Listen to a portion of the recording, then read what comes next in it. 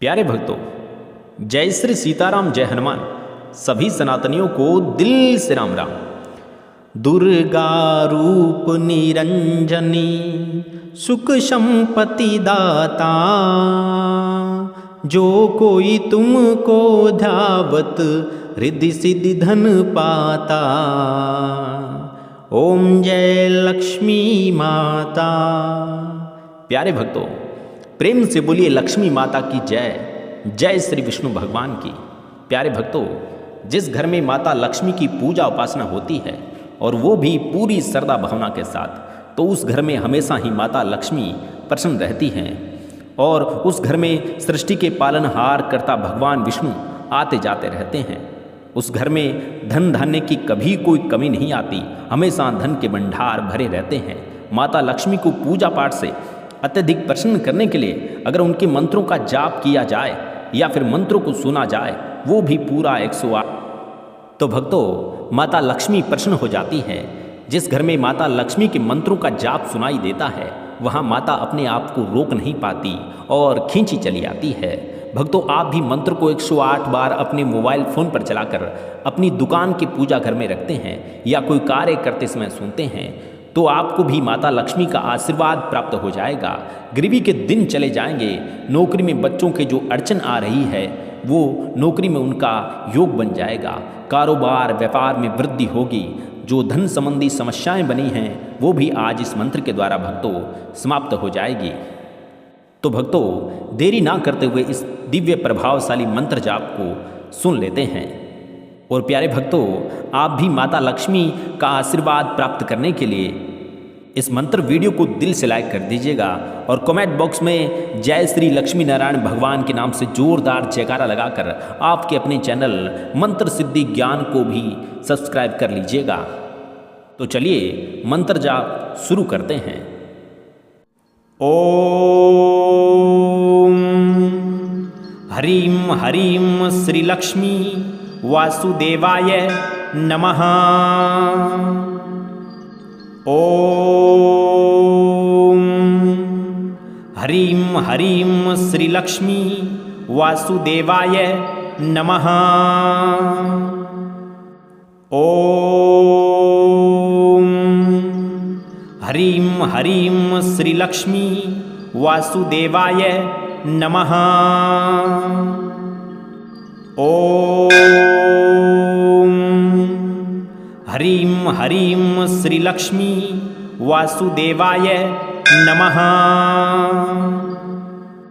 ओम हरीम हरीम श्री लक्ष्मी वासुदेवाय नमः। ओम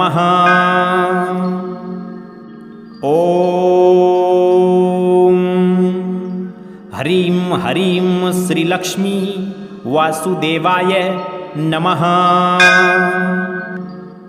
ओम हरीम हरीम श्री लक्ष्मी वासुदेवाय नमः। ओम हरीम हरीम श्री लक्ष्मी वासुदेवाय नमः। ओम हरीम हरीम श्री लक्ष्मी वासुदेवाय नमः। ओम हरीम हरीम श्री लक्ष्मी वासुदेवाय नमः। ओम हरीम हरीम श्री लक्ष्मी वासुदेवाय नमः। ओम हरीम हरीम श्री लक्ष्मी वासुदेवाय नमः। ओम हरीम हरीम श्री लक्ष्मी वासुदेवाय नमः। ओम हरीम हरीम श्री लक्ष्मी वासुदेवाय नमः। ॐ ह्रीं ह्रीं श्रीलक्ष्मी वासुदेवाय नमः। ॐ ह्रीं ह्रीं श्रीलक्ष्मी वासुदेवाय नमः। ॐ ह्रीं ह्रीं श्रीलक्ष्मी वासुदेवाय नमः। ॐ ह्रीं ह्रीं श्रीलक्ष्मी वासुदेवाय नमः। ॐ ह्रीं ह्रीं श्रीलक्ष्मी वासुदेवाय नमः। ॐ ह्रीं ह्रीं श्रीलक्ष्मी वासुदेवाय नमः। ॐ ह्रीं ह्रीं श्रीलक्ष्मी वासुदेवाय नमः।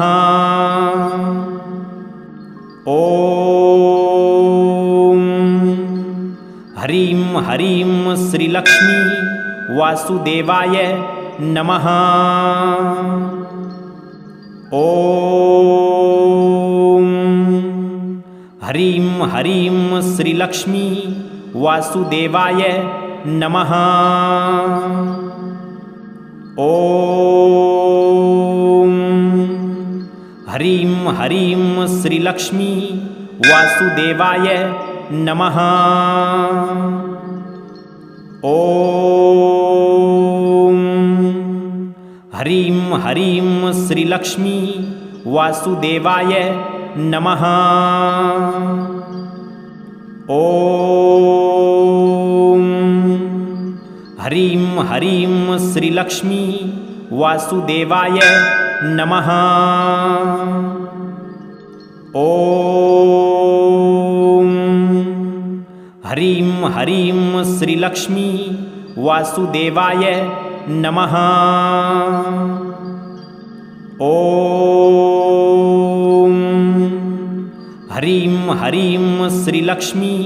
वासुदेवाय नमः। ॐ ह्रीं ह्रीं श्रीलक्ष्मी वासुदेवाय नमः। ॐ ह्रीं ह्रीं श्रीलक्ष्मी वासुदेवाय नमः। ॐ ह्रीं ह्रीं श्रीलक्ष्मी वासुदेवाय नमः। ॐ ह्रीं ह्रीं श्रीलक्ष्मी वासुदेवाय नमः। ॐ ह्रीं ह्रीं श्रीलक्ष्मी वासुदेवाय नमः। ॐ ह्रीं ह्रीं श्रीलक्ष्मी वासुदेवाय नमः। ॐ ह्रीं ह्रीं श्रीलक्ष्मी वासुदेवाय नमः। ॐ ह्रीं ह्रीं श्रीलक्ष्मी वासुदेवाय नमः। ॐ ह्रीं ह्रीं श्रीलक्ष्मी वासुदेवाय नमः। ॐ ह्रीं ह्रीं श्रीलक्ष्मी वासुदेवाय नमः। ॐ ह्रीं ह्रीं श्रीलक्ष्मी वासुदेवाय नमः। ॐ ह्रीं ह्रीं श्रीलक्ष्मी वासुदेवाय नमः। ॐ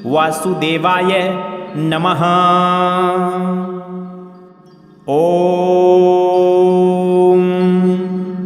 ह्रीं ह्रीं श्रीलक्ष्मी वासुदेवाय नमः। ॐ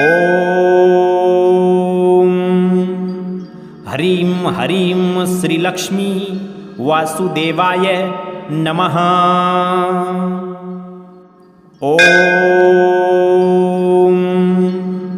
ह्रीं ह्रीं श्रीलक्ष्मी वासुदेवाय नमः। ॐ ह्रीं ह्रीं श्रीलक्ष्मी वासुदेवाय नमः। ॐ ह्रीं ह्रीं श्रीलक्ष्मी वासुदेवाय नमः। ॐ ह्रीं ह्रीं श्रीलक्ष्मी वासुदेवाय नमः। ॐ ह्रीं ह्रीं श्रीलक्ष्मी वासुदेवाय नमः। ॐ ह्रीं ह्रीं श्रीलक्ष्मी वासुदेवाय नमः। ॐ ह्रीं ह्रीं श्रीलक्ष्मी वासुदेवाय नमः। ॐ ह्रीं ह्रीं श्रीलक्ष्मी वासुदेवाय नमः। ॐ ह्रीं ह्रीं श्रीलक्ष्मी वासुदेवाय नमः। ॐ ह्रीं ह्रीं श्रीलक्ष्मी वासुदेवाय नमः। ॐ ह्रीं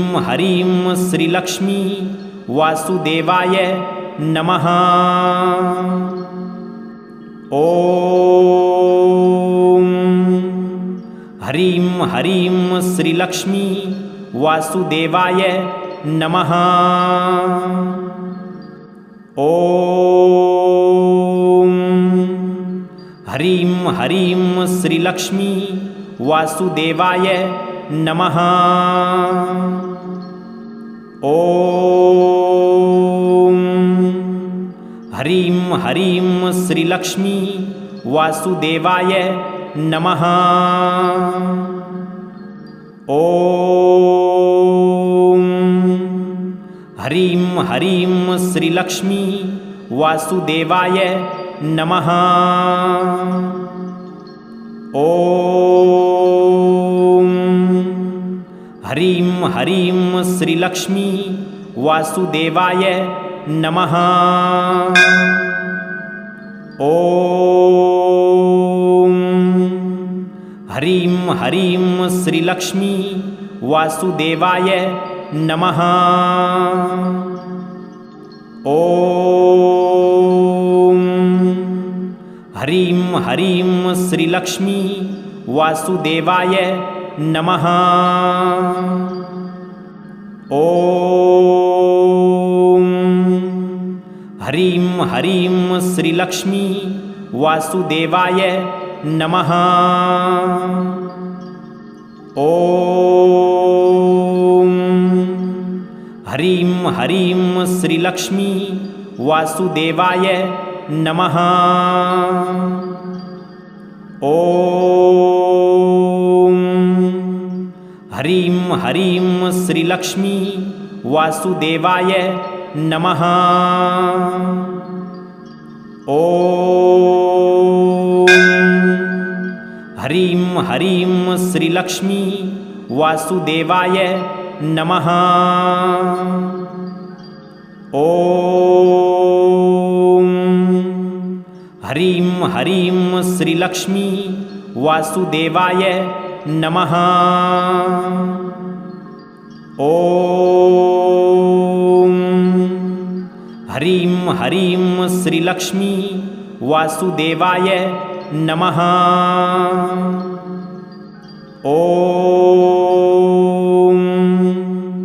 ह्रीं ह्रीं श्रीलक्ष्मी वासुदेवाय नमः। ॐ ह्रीं ह्रीं श्रीलक्ष्मी वासुदेवाय नमः। ॐ ह्रीं ह्रीं श्रीलक्ष्मी वासुदेवाय नमः। ॐ ह्रीं ह्रीं श्रीलक्ष्मी वासुदेवाय नमः। ॐ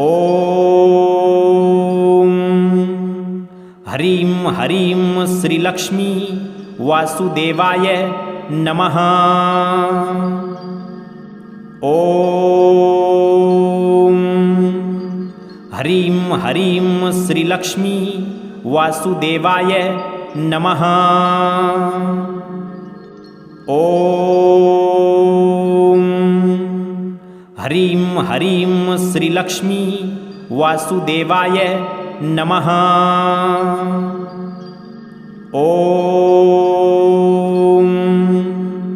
ह्रीं ह्रीं श्रीलक्ष्मी वासुदेवाय नमः।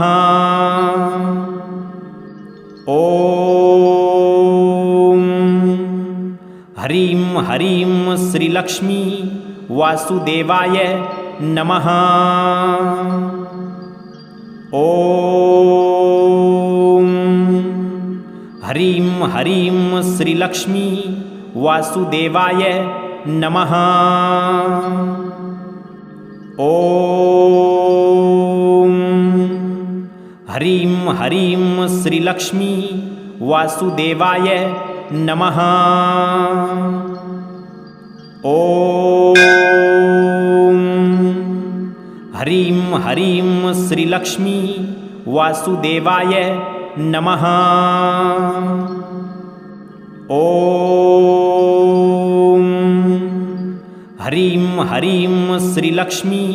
वासुदेवाय नमः। ॐ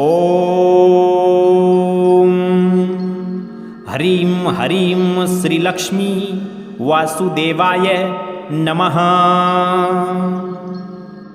ॐ ह्रीं ह्रीं श्रीलक्ष्मी वासुदेवाय नमः। ॐ ह्रीं ह्रीं श्रीलक्ष्मी वासुदेवाय नमः। ॐ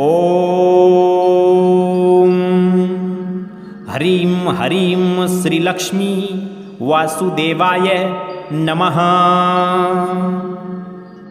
ॐ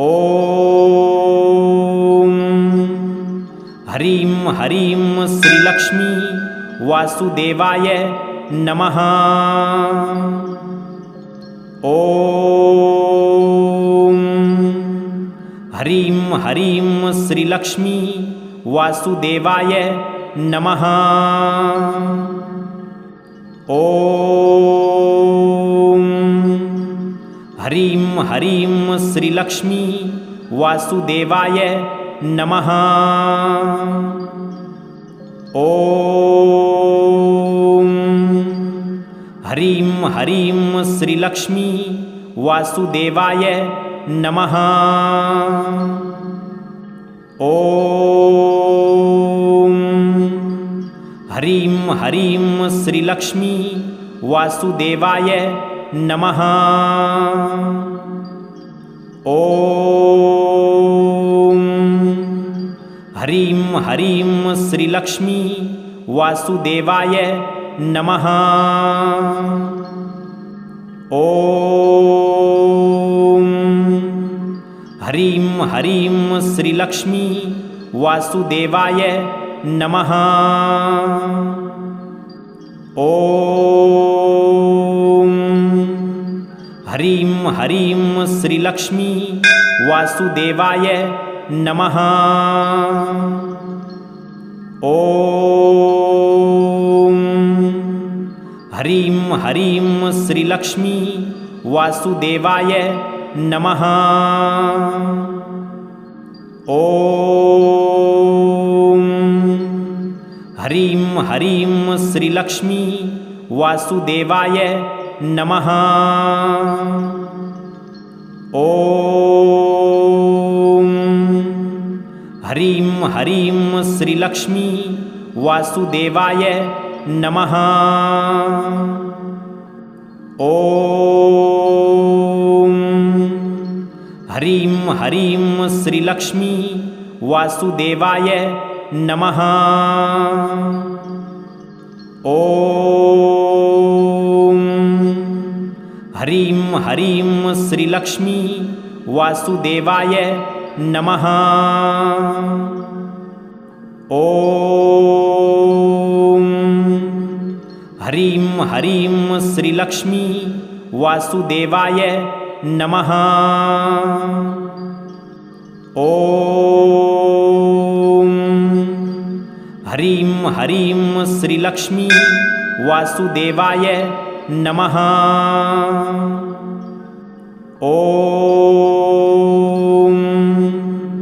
ॐ ह्रीं ह्रीं श्रीलक्ष्मी वासुदेवाय नमः।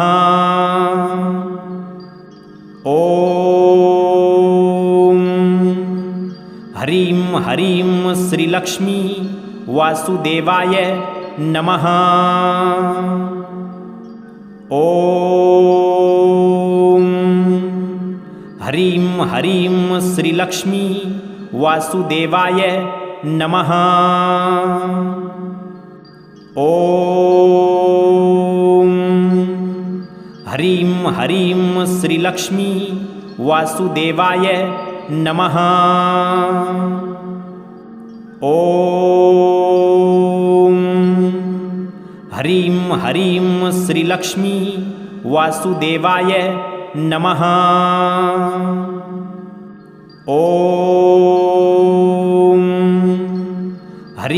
ह्रीं श्रीलक्ष्मी वासुदेवाय नमः।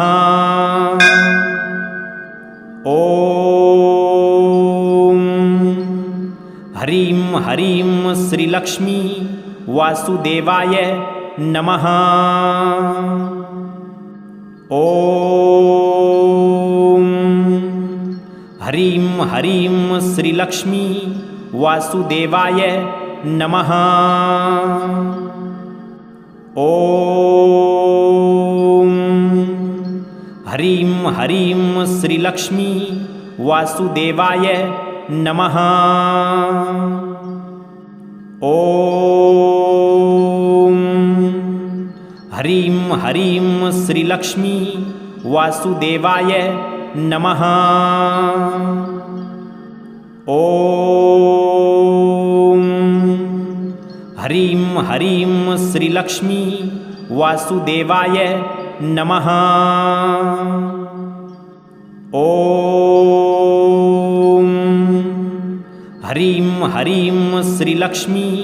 वासुदेवाय नमः। ॐ ह्रीं ह्रीं श्रीलक्ष्मी वासुदेवाय नमः। ॐ ह्रीं ह्रीं श्रीलक्ष्मी वासुदेवाय नमः। ॐ ह्रीं ह्रीं श्रीलक्ष्मी वासुदेवाय नमः। ॐ ह्रीं ह्रीं श्रीलक्ष्मी वासुदेवाय नमः। ॐ ह्रीं ह्रीं श्रीलक्ष्मी वासुदेवाय नमः। ॐ ह्रीं ह्रीं श्रीलक्ष्मी वासुदेवाय नमः। ॐ हरीं श्रीलक्ष्मी वासुदेवा